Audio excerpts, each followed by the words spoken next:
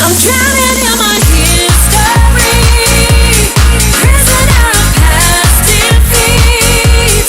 Tell me what the future holds. Tell me, baby. Terrified of things to come. Paralyzed, I can't.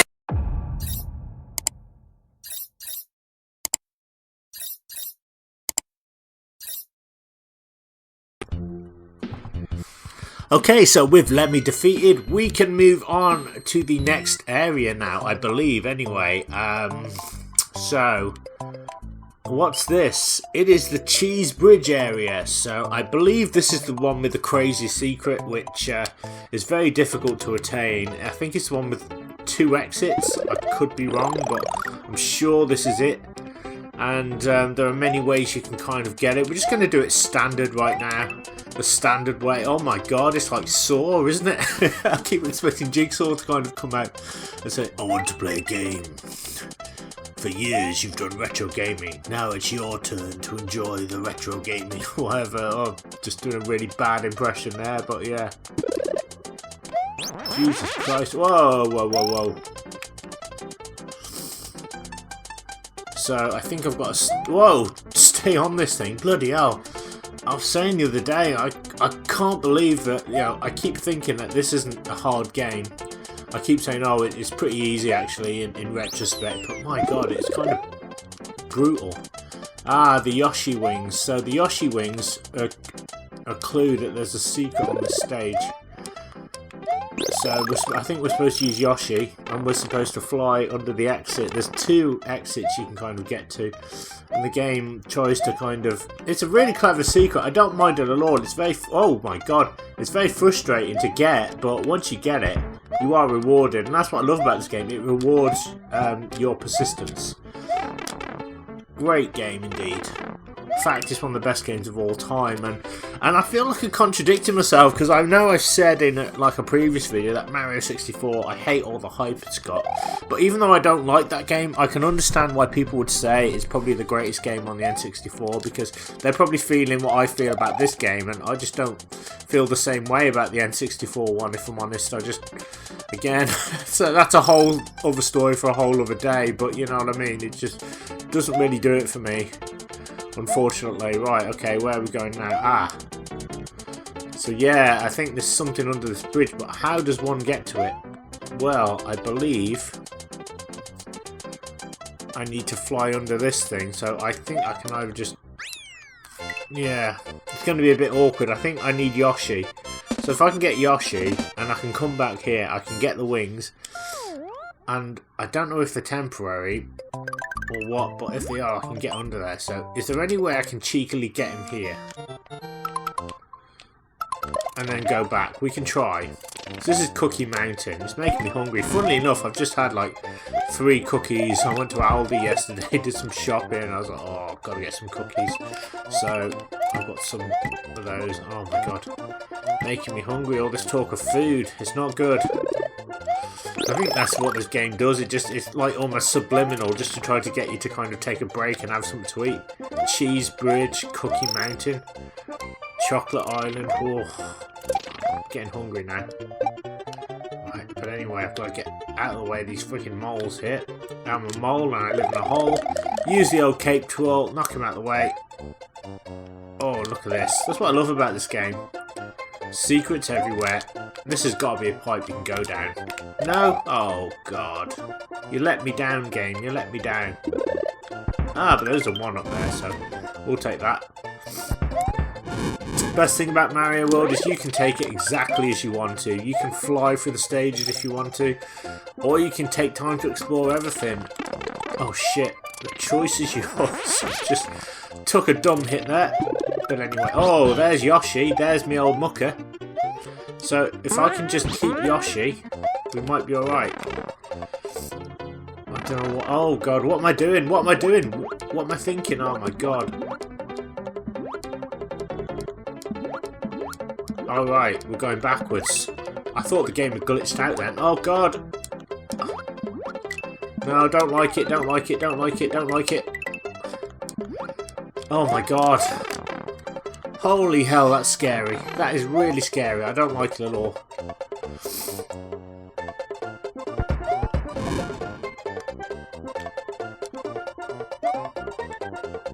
There we go. I'm just trying to keep him in the air. I'm just trying to get to that exit. If we can.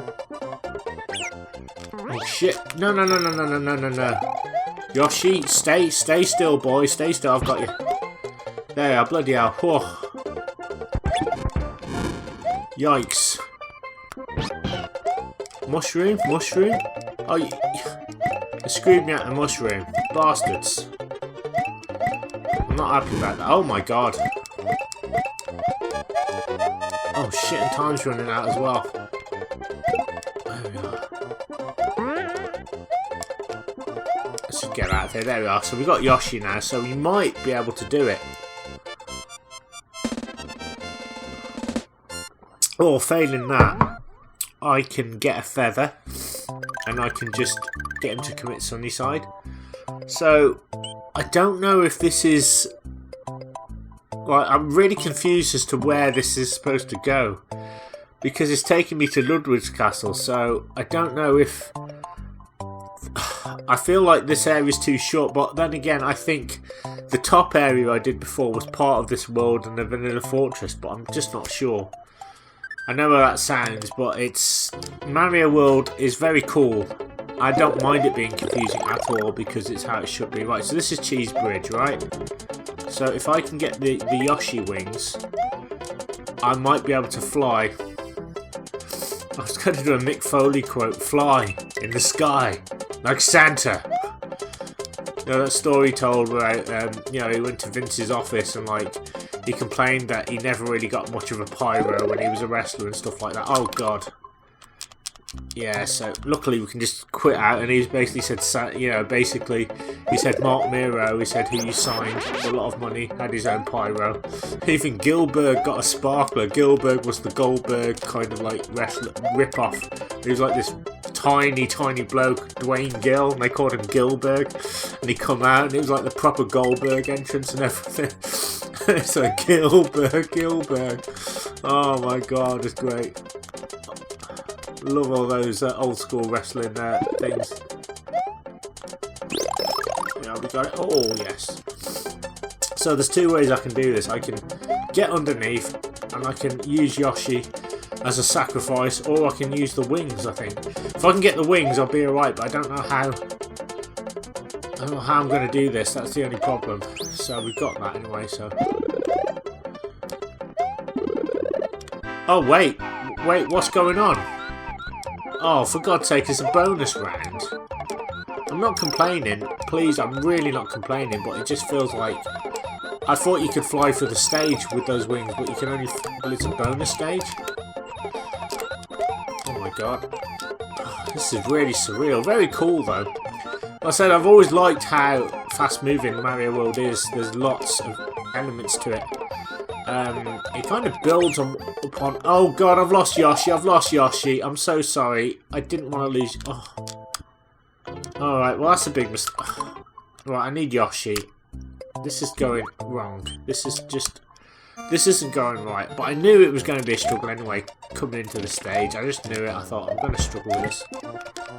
Please, just... This is terrible. Absolutely terrible. I've got to get Yoshi. I've got to survive through the stage. I've got to get to the end. So I don't know how I'm going to do this. I really don't know. It's awkward to do, and I've told this story many times, but I believe that I was on this... It was like the 6 weeks summer holidays, and even though I didn't go to school, which was pretty weird. But anyway, what's the saying? Yeah, and I really struggled with the stage. I was like, how the heck do I get to that secret exit? And you need Yoshi, I think, or you need to fly directly under it. Now, I don't have the skill to fly directly under it, so now I'm just going to keep stuffing up. But if I can just get Yoshi, maybe he's up here. I don't know. Oh, there's a mushroom, so he's not there. Oh, I'm so fed up with this. Just give me Yoshi and everything will be great. Yes. Right, I've got to try and keep him now. That's the only problem. Right, here we go. I don't know how this is going to go, so I guess I've got to avoid the wings then. Because the wings, not that it's a bad thing, it'll take me to the bonus round, but I'll risk losing Yoshi if I do anything different. So I have to kind of keep Yoshi for the stage and then sacrifice him, and unfortunately I hate it, but it's the only way to get the secret. I'm sure I'm not the only one who's had to do that, but sometimes it's just got to be done. Sometimes you got to do what you got to do, unfortunately. Extreme times call for extreme measures, as what's his name? Karate Kid Part 3. Terry Silver said. Something like that. And I actually really like Karate Kid Part 3. People who hate on that film, I don't know, it's alright. Daniel is a bit whiny in that film, I will say. It just, like, I don't feel like they knew what to do with his character. He just seemed to be a bit too all over the place in there. But you got John Kreese returning, so that's all good in my book. It saved the film, and Terry Silver is such a fantastic villain, in my opinion. Right, so with Yoshi, I might not even need to do all this other stuff. Let's see what we can do here. There we go. Right, now. Here we go, guys. Here we go. No, no, no, no. I did not want to finish. I did not want to finish the stage. You have to get under the exit. I know what to do now. Oh, my God. I will try again. I'm so sorry. I'm really trying hard here, and it's just, it keeps going tits up for me. I know what I need to do. It's only, I think it's like a small tap or something, or a small jump. But if I do that, it'll allow me to get the secret. I don't know whether it's a Star Road route or what. But yeah, Star Road, and I debated whether I was going to do Star Road, like, throughout this Let's Play, but I figured, I mean, not that I wouldn't do it, but I thought I'd probably do it as one video, maybe, rather than pull it in with everything here, because I feel like those levels are some of the toughest ones, because you've got the standard levels. I say standard, they're hard, but then you've got the super, super tough levels, so yeah, it kind of goes off on its own little journey. Right, so what we're going to do is we're going to just do this again. Fly through this. I've got to be very careful here that I don't screw up, because I always end up screwing up even though I don't mean to. Right, okay. Am I here? Yes, I'm here. So what I need to do, like that, you see, that's how you do it. And that's how you do it. Boom. Alright, cool. Hey, not too shabby, guys. Not too shabby indeed. And do you know what? That feeling, that exhilaration when you crack a secret. And where does it take me? It takes me to Soda Lake. So yeah, secrets upon secrets. Skills on toast, as they say. I tell you what I was watching the other day. I know I go on these retro rambles, but like, has anybody ever seen a film, and it was called The Son of Rambo, and it come out in like 2007, and it's about two boys in the 80s, and one boy, oh God, what's his name? Carter. Lee Carter, that's it. Like, he's copying Rambo from the cinema. He's walking in with a camcorder, and he's basically just filming Rambo on the screen, and he meets this other lad at school who's like, he's not allowed to watch TV because of religious beliefs.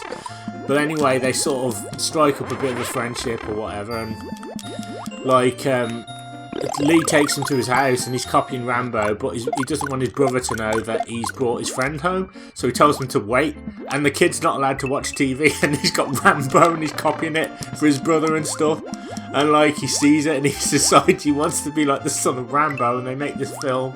Oh my God, it's one of the best films I've ever seen. I've forgotten how funny it was as well. It's just like like, the one, Lee dresses up as like Troutman, and he dresses up as the son of Rambo, and the whole storyline is they're going to rescue Rambo from the evil scarecrow. And I think Lee's family lives in this old folks home, and like, there's this old man there, and they just dress him up in this woman's wig, and they give him lines to say like Rambo would, but he says his own thing, and it's even better. And I think he's like got dementia or something. It's just hilarious. He's like, "Father, I've come to save you. Can I spend a penny first?" It's brilliant. I have to say it's probably one of the best films of all time. I'm very selective when it comes to films of what I think is a good film. I am very picky though, I would say. Also, so that definitely is on my top 10 list. I enjoyed it so much. I hadn't seen it in years, and I thought, you know what I've not seen? Son of Rambo. But if you haven't seen it, I'm sure you probably have. Check it out because it's brilliant. Sylvester Stallone even, you know, endorsed it, and he allowed them to use footage as well from the films. Because obviously I think he... Oh god, he owns the copyright. I really need to be concentrating on what I'm doing here. It's a great film about friendship and growing up in the 80s, and you've got obviously a lot of music that was around at that time, like The Cure, Close to You, Duran Duran, I think Depeche Mode as well. Incredible. But yeah, great film. Really made me laugh. And the thing about me is, like, I love humour. I love making people laugh and all that stuff. But it's really weird. It takes a lot to make me laugh. You know, like, even with a lot of comedy nowadays, I just don't laugh. I really want to. It's not that I'm against it, but a lot of stuff I just don't find funny nowadays. It has to be funny, I guess, to me, I suppose. You know, which is why all the old jokes will work. So I always remember Laurel and Hardy. I used to watch them obsessively when I was a kid, and there's always one I remember. Stan Laurel said, he said, I haven't eaten for 3 days, yesterday, today, and tomorrow. And I thought, that's just genius. Absolute genius. There's one where they said, is he dead? This guy's dead, and Stan Laurel goes, well, I hope so, we buried him, as if to say, well, you know, if he isn't, not a lot we can do, but very clever comedy, you know, stuff like that. I always remember as well, I think I've told this story before, but there's a show in the 90s called Game On about Matthew, Martin and Mandy, and they live in a flat in, where is it, London? They moved from like Herne Bay or something, and Matthew's always dressing up as these like film characters. Then, like in the series 2, he's dressed up as like Anne Rice's one of the characters from Interview with the Vampire, and he's in his coffin, and Matthew goes, Martin goes, Matthew, I brought you a drink, and he goes, a cup of blood from a fresh virgin, I hope. And he's like, no, it's PG Tips. I just thought that's such a great line. It just absolute genius. It just made me chuckle so much. PG Tips. Oh my god. But yeah, just I always go back to comedy like that. And Red Dwarf, you can't beat it for comedy because it's like, it puts them as well. One thing I love about Red Dwarf is it puts the crew in some situations that really they shouldn't be in, because it's like they're like everymen, if you know what I mean. But they always manage to come out on top of whatever situation they find themselves. And I think one of the best episodes for me is Legion, when they find that being, and they find out later that he's comprised of them, so he is basically all of their personalities combined. And Red Dwarf does that really well, does that thing really well, where it kind of uses a lot of people's emotions and how people are feeling. I mean, if you look at the first season of Red Dwarf, I know Rimmer's dad had died, and Red Dwarf is a comedy, but I've always said that the best comedies are when you include sadness, when you feel something for the character. So even though Rimmer's quite, you know, you can laugh at him, you feel for him because, you know, there's so much depth in his character, and, you know, you learn about his childhood and how cruel his father was and things like that, and you really sort of, you start to get a feel for him, and then he's not really such a bad guy after all, you know. It's just that he's never really known any niceness. I've really got to concentrate here. I'm so sorry, I keep screwing this up. I'm talking about my comedy, and if I can get through this, then I can carry on, but oh god, I can't. I'm sorry, but I cannot get through this. Right, I'm gonna need a power up. I'm gonna need a bigger boat, basically. But yeah, Red Dwarf, just one of the best comedies of all time. I remember seeing it for the first time. I hadn't watched it ever, but I'd heard it was good. And I remember, I don't know what the first episode was that I saw. I presume it may have been Series 6. That was probably the first time I saw it, and then I got really into it, and I brought some of the books, and I had the VHS back in the day. I think I had Series 1, but I can't remember whether I had... I think I had episodes 3 to 6. And that's right, I had episodes 3 to 6. And my friend across the road, luckily, he had episodes 1 to 3. I'd never seen that of the first season, so I was able to kind of find out the whole you know, story of how Red Dwarf began. I just absolutely loved it, and I think it's one of the best comedies of all time. But I will say that after Series 6, it went a bit downhill because one of the writers, I believe Rob Grant, was fed up with Red Dwarf, and rightly so, I suppose. They'd been doing it for years. He said, we'd done games, books. He said, I'm just tired of Red Dwarf, so he left. And so it left Doug Naylor, who was the sole writer, one of the writers on the show. But I feel like because Rob Grant wasn't there, the show just wasn't as funny and it wasn't the same. And one of my biggest bugbears in comedy is when they repeat a joke that's already been told. For example, in season 6, when Lister has to marry that Gelf bride, it's a wonderful, absolutely brilliant scene where he has to marry her so they can get an engine part. And if he doesn't, then they're stuffed. So he goes and marries her, and then they're in bed, and she obviously wants to consummate the marriage, and he's just like, maybe in the morning, good night, and all this, and he's just like not interested at all. You know, and then he's like, change your plan, leg it, you know. But then in season 7, it's mentioned again, and I'm like, you've already told the joke. You don't need to tell the joke again. And obviously Crichton uses the Kanitawawi language, and it's a bit too forced, if that makes sense. That's just my opinion. You know, but I know a lot of people I spoke to feel kind of similar ways about it. I don't know how you guys feel about it. I'd love to know your opinions on it.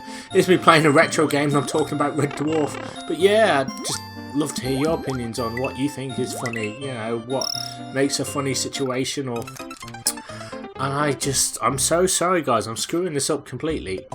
I can't seem to do this level and I don't know why. I'm just crap, I guess. Absolute crap. I'm gonna keep trying now. If I can just get myself a feather or two, I'll be alright. But yeah, it's hard for me because I grew up on a lot of stuff like from the silent era, funnily enough. Not that I'm that old, but you know, I was exposed to like Buster Keaton, Charlie Chaplin, Laurel and Hardy, that sort of thing, you know. A lot of comedy.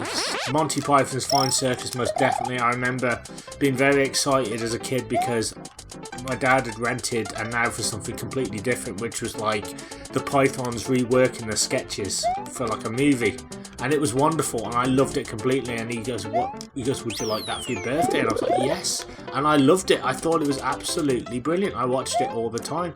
You know, the sketches work even today. You know, they're so clever.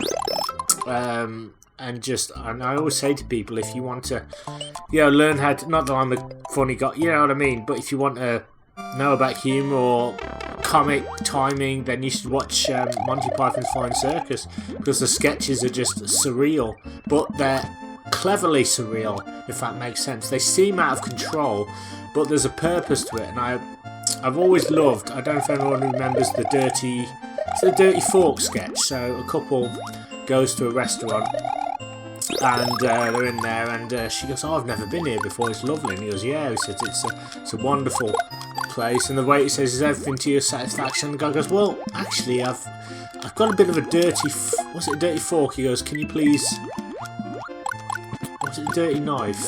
No, it was a dirty knife, wasn't it? I got a bit of a dirty knife. He goes, can you just clean it off or get me a clean one?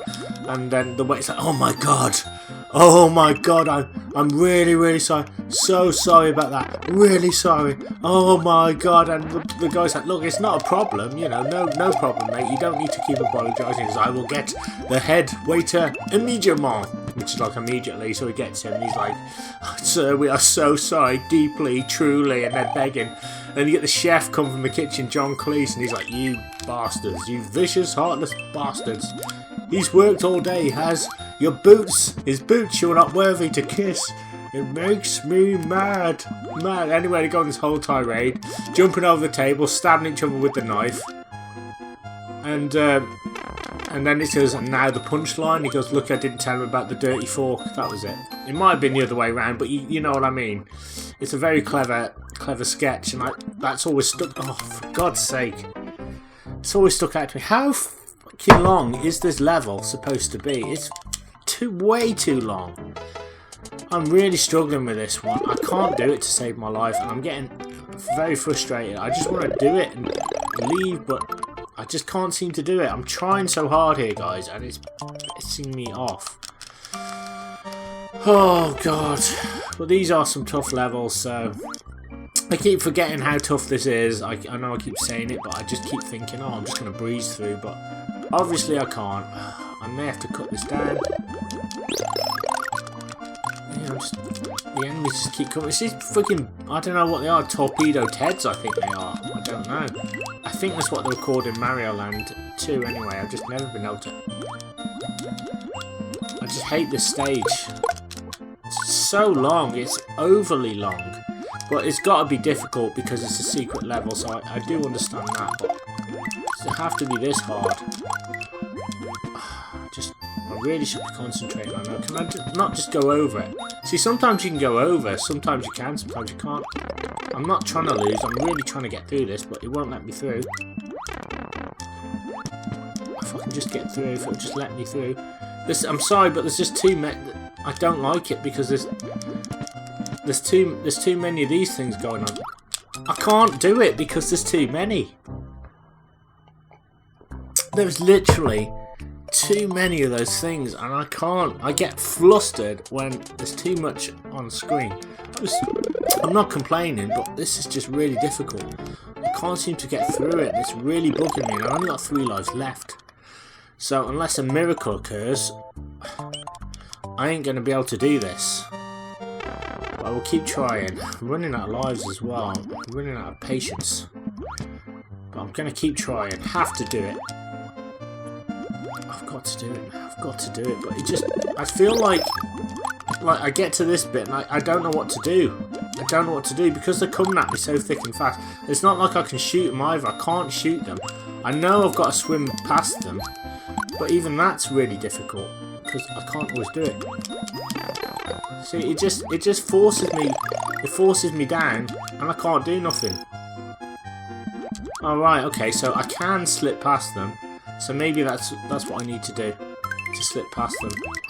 It's like I feel like I've lost all those skills I had when I was a kid. You know what I mean? Like, I bet I was probably able to breeze through this when I was younger, but now forget about it. It's just I get to this bit. Oh, okay. So you can sort of slip past it, but okay. I'll take it. I'll take it. I'll take it. There we go. I think I'll just go for it. Right, there we go. I think I've done it. I think I've done it. Holy crap. Oh my god. Oh Jesus. Oh shit. Oh my god. That was so close. I'm so sorry that took so long, guys. But we got there in the end. We got there in the end. That's the main thing. Oh my god. Where does it take me? It takes me to Star Road. Okay, well, as I said, Star Road we're going to be doing separately. Anyway, just bear with me a second. I think there's like a plane or something outside making a noise. I hate it when that happens. But finally that level's done, so now I've got to do Castle 4 because if I don't, I can't save the game. Well, I can, but it's like I can use autosave and all that, but I'm trying to do everything legitimately as I can. But I don't know how I'm going to do it. Oh, for God's sake. So I'm just doing this just to get some power-ups just to help me out. Right, okay, so we've done that. So obviously this was part of World 4 then, I guess. So Ludwig's castle. I don't know how this is going to go. I'm very nervous, but if I can get this done, then that's another one out the way. Yeah, but definitely very Mario 3 inspired. You can't get away from it, can you? Okay. Oh my god. There we go. Right. Oh, Jesus. Oh, shit. Oh, God, no! Oh, my God.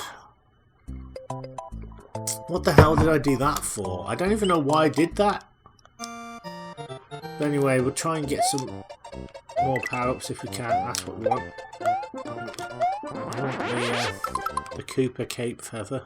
And we'll try this again. So, I just panicked for some reason. I was like, I don't know what to do, and I just got flustered, and that tends to happen a lot with me in this game. God, this is hard, and here's me talking about Mario Brothers 3 thinking that was hard. But at least I've no idea. Alright, I've just got to keep my cool now. He says as he fails. Oh God.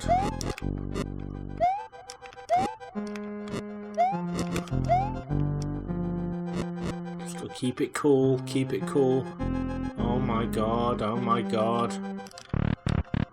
Power up would be nice, but I've got nothing, so I don't know how this is going to go. Oh God.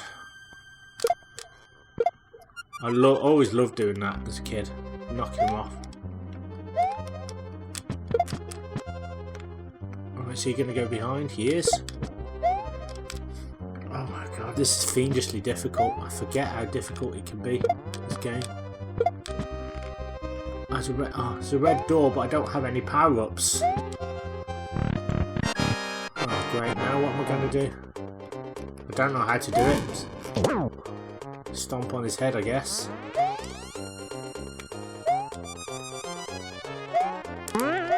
Alright, what's he doing?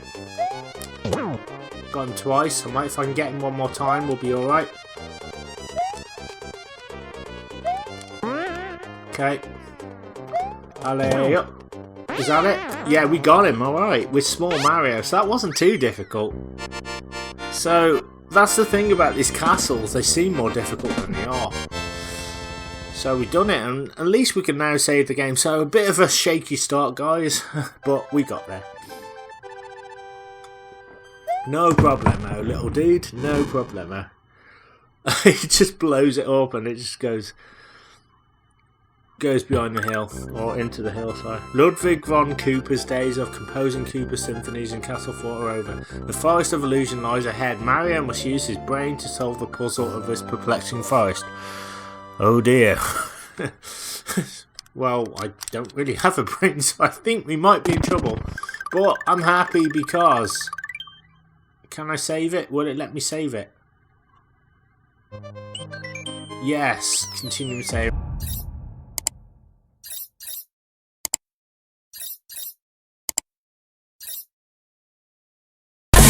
I'm drowning